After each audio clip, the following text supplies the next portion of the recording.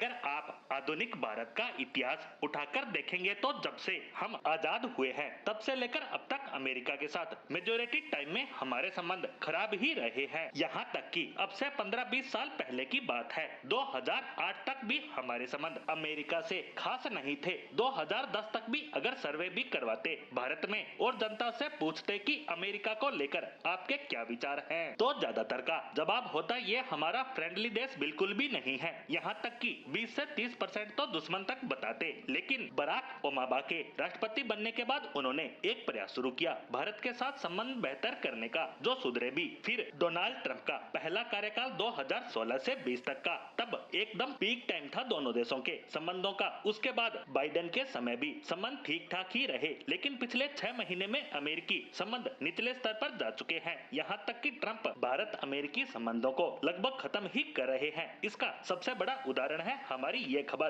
दरअसल खबर आई है कि भारतीय सेना ने स्ट्राइकर आर्म्ड व्हीकल को रिजेक्ट कर दिया है और अब भारत इस अमेरिकी आर्म्ड व्हीकल को नहीं खरीदेगा, जो अमेरिकी डिफेंस कंपनियों के लिए एक करारा झटका है, क्योंकि करीब $1.5 बिलियन की ये डील होने वाली थी जिसमें भारत इस व्हीकल को लेने वाला था और ये डील सेना के द्वारा ऑलमोस्ट डन भी हो चुकी थी, जिसे अब भारत ने रिजेक्ट करके अमेरिका को साफ संदेश दे दिया है कि भारत के खिलाफ उठाए गए तुम्हारे एक्शन से तुम्हें ही नुकसान हो रहा है, क्योंकि हम तुम पर उतने निर्भर नहीं है जितना कि चीन को लेकर अमेरिका भारत पर निर्भर है। वो बिना भारत के चीन को हरा ही नहीं सकता। वहीं बात करें अमेरिकी स्ट्राइकर आर्म्ड व्हीकल की, तो इसकी डील कैंसिल होना तो बस एक शुरुआत भर कहा जा सकता है। अभी तो और बहुत सी डील कैंसिल होने वाली है जो कि अभी पाइपलाइन में अटकी है, जिन्हें एक एक कर भारत अब रिजेक्ट करना शुरू कर सकता है अगर अमेरिका लाइन पर नहीं आया तो। वहीं अब कुछ लोग कहेंगे ये तो सेना ने रिजेक्ट की है,